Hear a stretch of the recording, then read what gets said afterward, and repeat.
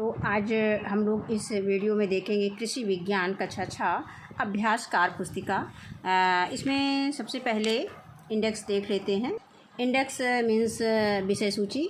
इसमें क्रम संख्या मतलब पाठ है एक पाठ एक जो है ये पहला पाठ क्या है मृदा, और दूसरा पाठ भू परिष्करण, तीसरा पाठ है खाद एवं उर्वरक, और चौथा है सिंचाई एवं सिंचाई के यंत्र, और पांचवा पाठ है फसलों की सुरक्षा, और छठवां पाठ है बीज, सातवां पाठ है मुख्य फसलों की खेती, आठवां पाठ है बाग, और नौवां पाठ है फलों की खेती, और इसके बाद 10वां पाठ है फल परिरक्षण, इसके बाद 11वां है प्राकृतिक आपदाएं। तो इसमें आज हम लोग पहला पाठ देखेंगे इकाई 1 मृदा। तो इसमें पहला प्रश्न दिया गया है कि निम्नलिखित प्रश्नों में से सही पर मतलब सही विकल्प पर सही का निशान लगाइए।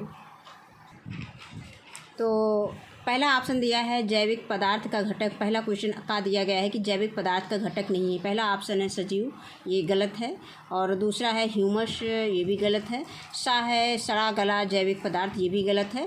इसमें जो सही ऑप्शन है ये है मृदा वायु। इसके बाद खा आया है कि बुंदेलखंड में मृदा नहीं पाई जाती। तो कौन सी मृदा नहीं पाई जाती है? लाल मिट्टी बुंदेलखंड में पाई जाती है, राकर पाई जाती है, भूटा पाई जाती है। बुंदेलखंड में जो है जलोढ़ मिट्टी नहीं पाई जाती है।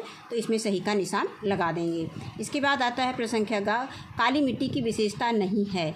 आ दिया गया है कि गहरे भूरे तथा काले रंग की होती है, ये गलत है। और बाद दिया गया है कि इस मृदा के सूखने पर दरार पड़ जाती है, ये गलत है। चिकनी मिट्टी के सूखने पर दरार पड़ जाती है।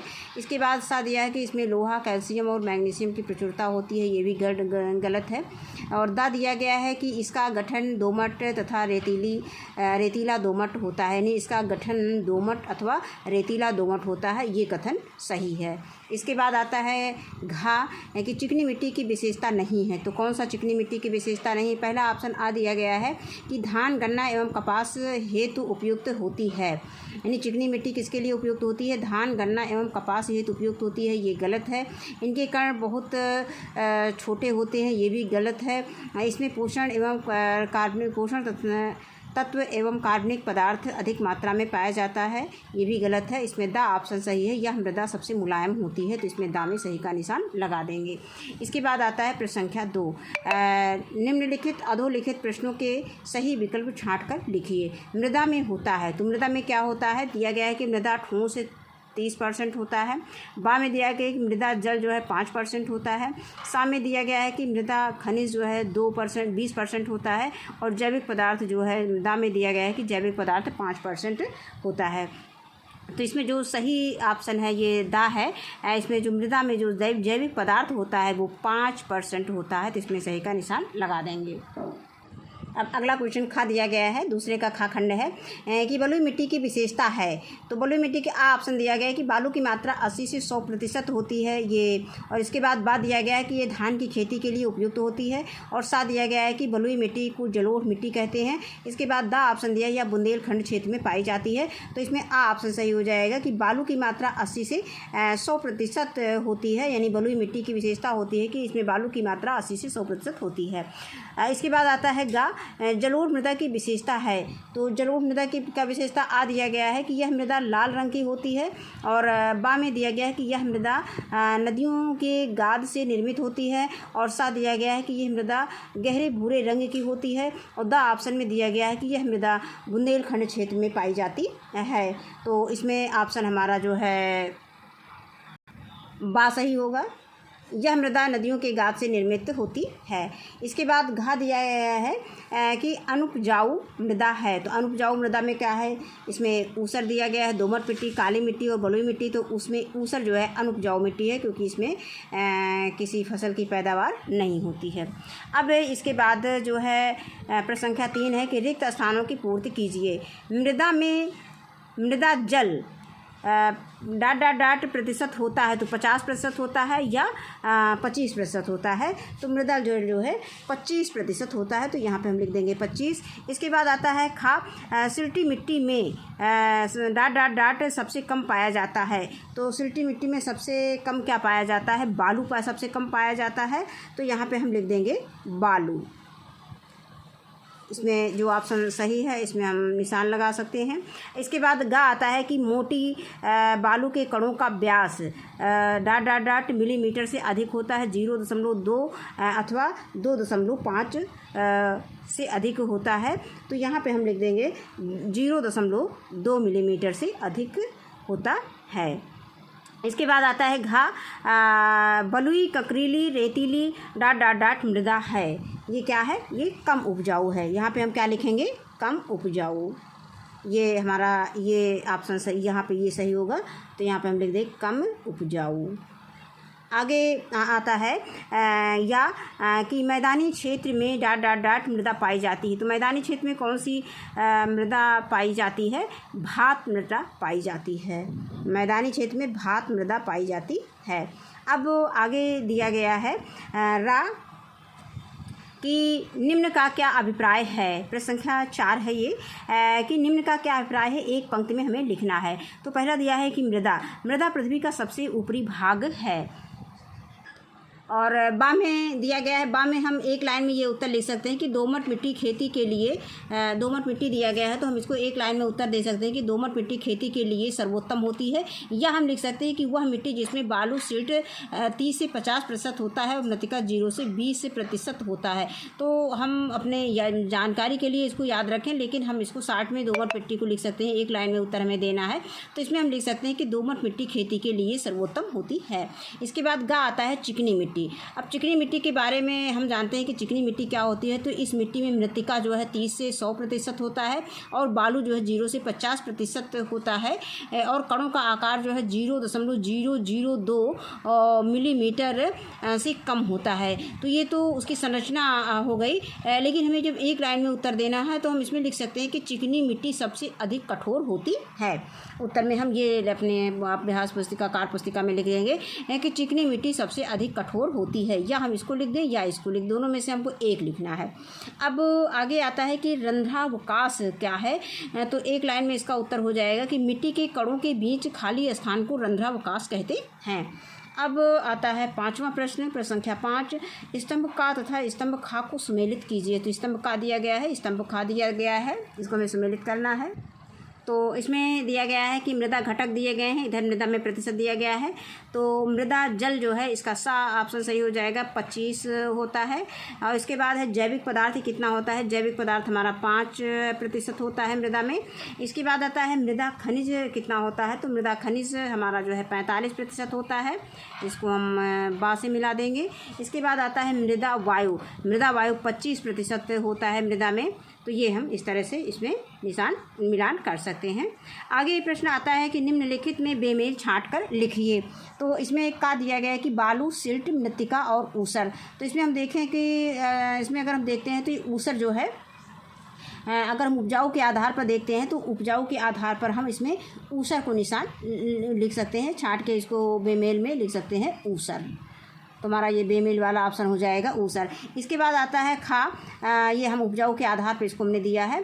अब आगे आता है लाल मिट्टी, परवा मिट्टी और मार मिट्टी, जलोढ़ मिट्टी। अब यहाँ पे कौन सा बेमेल ऑप्शन है। यहाँ पे जलोढ़ मिट्टी जो है ये जो है बेमेल ऑप्शन है। तो यहाँ पे हम उत्तर में लिख देंगे जलोढ़ ऑप्शन है, जो डॉट डॉट स्थान दिया गया है इसमें हम लिख देंगे जलोढ़ मिट्टी। अब आगे आता है गा कि बलुई मिट्टी, बलुई दोमट मिट्टी, ऊसर कामा सिल्ट मिट्टी कामा चिकनी मिट्टी। तो इसमें हम देखते हैं तो ऊसर हमारा जो है अलग है, यानी बेमेल है, तो यहाँ पे हम लिख देंगे ऊसर। इसके बाद आगे आता है घा कि मृदा खनिज कामा जैविक पदार्थ कामा मृदा जल और कामा लैटेराइट मृदा। अब इसमें देखा जाए तो जो अलग है वो है लैटेराइट मृदा। तो यहाँ पे हम लिख देंगे लैटेराइट मृदा, ये हो गया लैटेराइट मृदा। अब इसके बाद है प्रश्न संख्या 7 कि दिए गए कथनों में सही कथन पर सही का निशान तथा गलत कथन पर गलत का निशान लगाइए। अब इसमें का दिया गया है कि दोमट मिट्टी में बालू 30 से 50% होता है, ये ऑप्शन हमारा सही है। सही का निशान लगा देंगे। इसके बाद आता है खा, क्ले का व्यास 0.002 से अधिक होता है, ये भी सही है। इसके बाद आता है चिकनी मिट्टी में मृत्तिका जो है 30 से 100% होती है, ये भी सही है। और आगे आता है कि सिल्ट मिट्टी में सिल्ट जो है 50 से 70% होती है, ये भी सही है।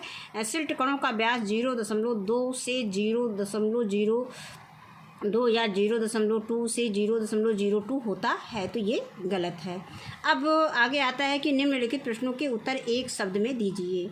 तो बबूल उगाने के लिए उपयुक्त मिट्टी कौन सी होती है? ये ऊसर होती है। तो यहाँ पे ऊसर मिट्टी में बबूल उगाया जाता है, तो यहाँ पे हम लिख सकते हैं ऊसर। उसका उत्तर देंगे ऊसर। पृथ्वी की निचली सतह जिस पर खेती होती है उसे कहते हैं, यानी जो पृथ्वी की जो निचली सतह है, पृथ्वी की जो ऊपरी सतह है जिस पर हम खेती होती है उसे क्या कहते हैं? उसको हम मृदा बोलते हैं। तो यहाँ पे हम लिख देंगे मृदा। अब आगे आता है वैज्ञानिक ने पानी को पौधों के लिए प्राण बताया था।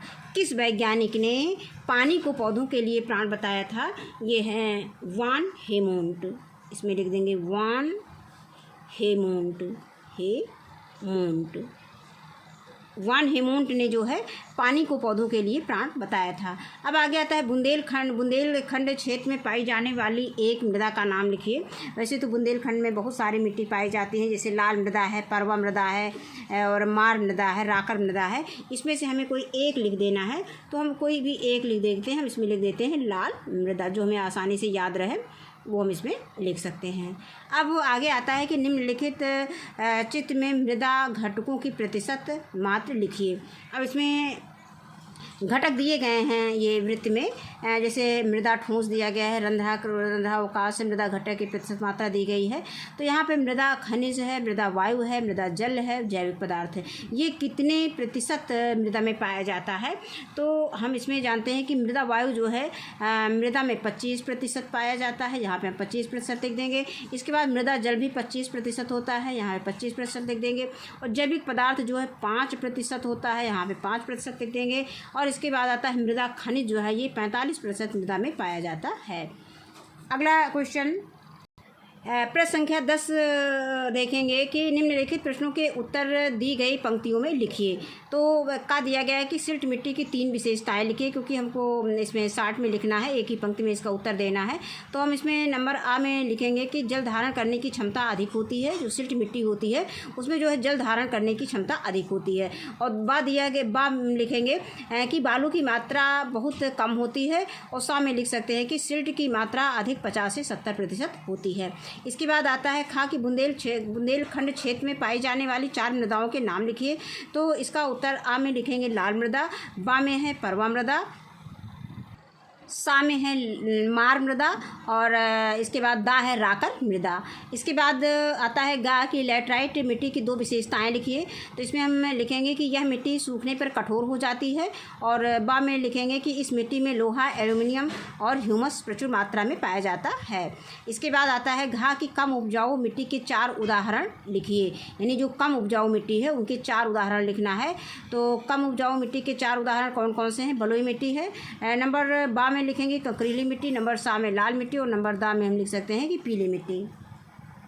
इसके बाद है प्रश्न संख्या 11, निम्न में अंतर लिखिए। तो अधिक उपजाऊ तथा अनुपजाऊ मृदा। तो अधिक उपजाऊ मृदा काली भूरी होती है। इस मृदा में जल तथा वायु का संचार अच्छा होता है। और अनुपजाऊ मृदा में क्या अंतर होता है? अब अनुपजाऊ मृदा कैसी होती है? ऊसर, बंजर तथा जलमग्न मृदाएं अनुपजाऊ मृदा होती हैं। इसके बाद आता है खा दिया गया है कि सिल्ट मिट्टी और चिकनी मिट्टी में अंतर बताना है। तो सिल्ट मिट्टी इसे गाद मिट्टी भी कहते हैं, सिल्ट मिट्टी या इसे गाद मिट्टी भी कहते हैं। इस मिट्टी की जल धारण क्षमता अधिक होती है। और इसमें चिकनी मिट्टी में यह मिट्टी सबसे कठोर होती है। इसके कण बहुत बारीक होते हैं, सूखने पर इस मिट्टी में दरारें पड़ जाती हैं। इसके बाद आता है गा की बलुई मिट्टी एवं दोमट मिट्टी। बलुई मिट्टी जिस मिट्टी में बालू की अधिकता होती है उसे बलुई मिट्टी कहते हैं। और दोमट मिट्टी कृषि के लिए सर्वोत्तम होती है। इसमें सिल्ट व बालू की मात्रा बराबर होती है। इसके बाद आता है कि कृषि के आधार पर मृदा का वर्गीकरण। तो कृषि के आधार पर मृदा को हम 4 भागों में बांटेंगे। नंबर 1 है अधिक उपजाऊ, और मतलब जो है कृषि के आधार पर पूछा जाता है कि इसके आधार पर मृदा का वर्गीकरण कीजिए। तो कृषि के आधार पर मृदा का वर्गीकरण हम 4 प्रकार से करेंगे। नंबर का है कि अधिक उपजाऊ, और खा है सामान्य उपजाऊ, और गा है कम उपजाऊ, और घा है अनुपजाऊ।